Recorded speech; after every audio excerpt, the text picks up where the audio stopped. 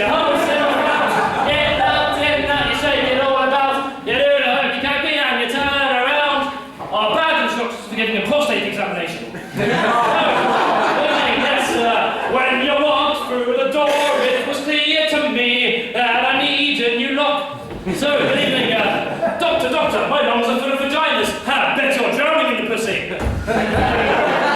Yeah. So, good evening, welcome to We Too Funny, the second installment of We the Funny Comedy Club.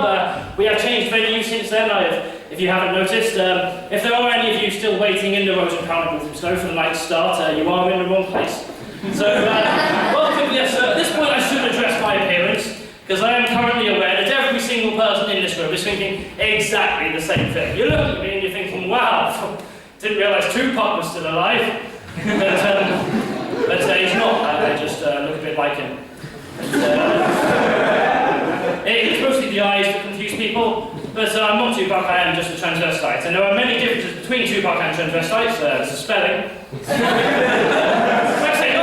Tupac and transvestites. Good evening, welcome, thank you for coming. At this point, you're probably wondering why exactly it is I decided to get involved in the transvestite line of business. And that's a good question. You might be thinking that maybe when I was young I suffered some kind of massive gender identity crisis. You might be thinking, oh, this is just some kind of desperate cry for attention because my parents clearly didn't love me.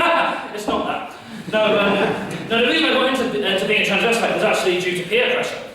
Because I remember when I was in school, there used to be shady kids that hang on the back of school with 20 pack of tights selling them off for a Quidditch. And every single time I walk past them, I always go, "Oi mate, want to buy some tights?" And being a rather innocent-minded child, I say, "Oh no thank you, not for me please." My mother always told me, "Say no to cross-dressing." "Oh, go on. Oh, the cool kids are doing it."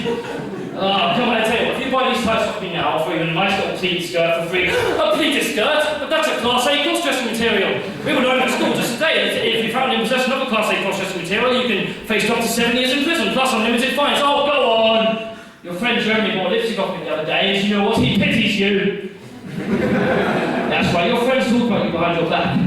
You know what they say? They say you're not cool. They say you're a coward. You're not a coward, are you? No? Good. Now quit being such a girl and put on this dress. That's how I get involved in transvesticism. The more observant you might have noticed that I am now currently wearing breasts. Give us a share if you like breasts. Yeah! That's wonderful. I mean, for performing, I feel they're really useful because, if there are any performers in the audience, I highly advise performing with breasts more often because they're just like these cushions between you and the audience to just absorb all of the negative energy and convert it immediately into happiness and joy. I don't care what your sexuality is, there's not a single person in this room that does not immediately feel better after looking at a good pair of tits.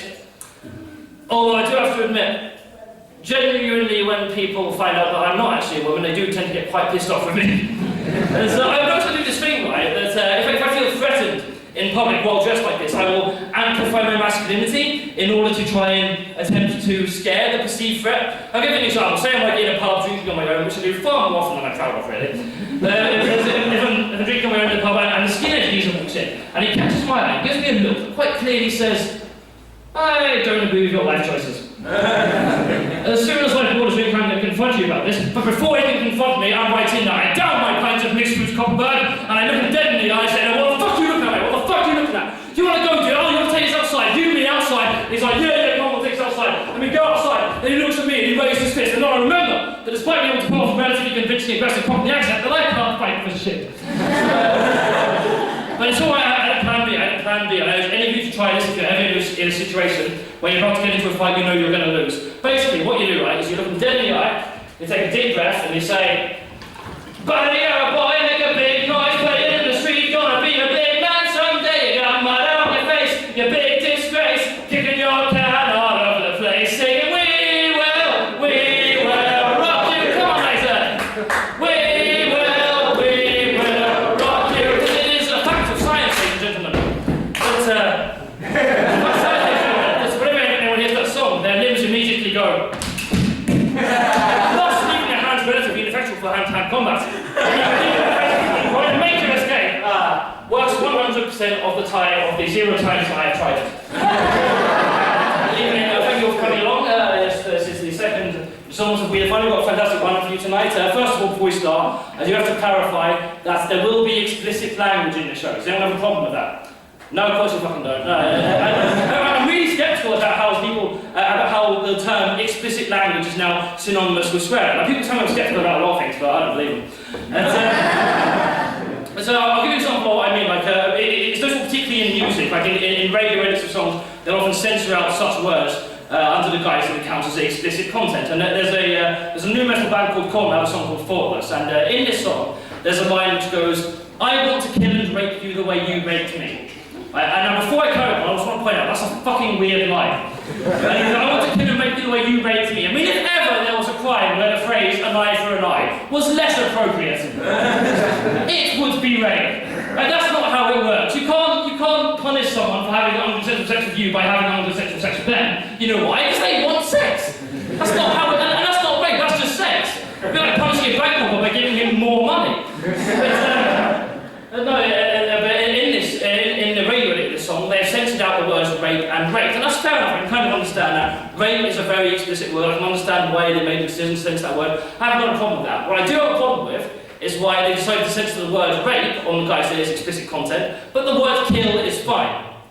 Because kill is not an implicit word, ladies and gentlemen. If you were to get an anonymous letter through the door which just read, "I am going to kill you," your first thought would not be, what does he mean by that? You're on the surface of something, he just wants to murder me, but maybe he doesn't mean kill in a literal sense. Maybe he just wants to kill a certain part of my personality, therefore making me a better person in the long run. Oh yeah, I bet that's it. Oh look, an axe murderer. Oh bollocks. So when I get to study English literature, I read far too much into everything. But I'll be honest, if someone came up to me and said they wanted to kill and rape me, I'd be far more concerned with the word kill. Right? And not because I'm underestimating how much of a horrific crime rape can be, no. It's just that in this particular sentence, the word kill comes first. And that will definitely be number one on my list of things to be concerned about. And if it so happens that he does succeed in killing me, and then wants to rape me, I can't imagine I'm going to be that bothered, really. I mean, I would have preferred if you hadn't killed me, but seeing as you already have, you might as well rape me as well, you know? In for a penny, in for a pound, and all that. So, later on in the song, there's a line which goes, "You think it's funny, what the fuck do you think it's doing to me?" Now, they have censored the word fuck under the guise that it falls under explicit content. Now, unlike the word rape, 99% of the time, the word fuck is not used in a literal sense, right? People often say phrases like, "what the fuck," or "I'm bored as fuck," or "fuck me, it's hot." You don't get that with rape. You don't get anyone going, "Oh, rape me, it's hot." "Oh, just rape off, will you? You know, I've just got raping, had enough of your rapery, you raping rape face." Because of the amount of times the word fuck is used in a non-literal sense, can it really be classed as explicit content? I mean, take any adverb in any sentence and replace it with the word fucking, and it will make perfect fucking sense, right? But no, apparently it's still classed as explicit content according to the record label. But a line later on which goes, "All my friends are gone, they died." It's a very explicit line. But is that censored? Oh, is it rape? No, that's fine. That, like, "all my friends are gone, they died." That's not going to disturb anyone around here. But God forbid should they hear the word fuck. Oh, that would really merit a victim test, if you'll pardon the French. On that joke, I'm going to bring on the first act. Ladies and gentlemen, first of all, there are 3 rules for tonight. First of all, don't talk about the actual because, to understand verbal-based jokes, you do generally need to listen. Second of all, if you've got a mobile phone, please turn it off or on silent. If you have got a really important phone call, feel free to leave and make that phone call, then come back. But just the phone going off while the actual one, they will answer it for you and you won't have a job anymore. So I wouldn't recommend it.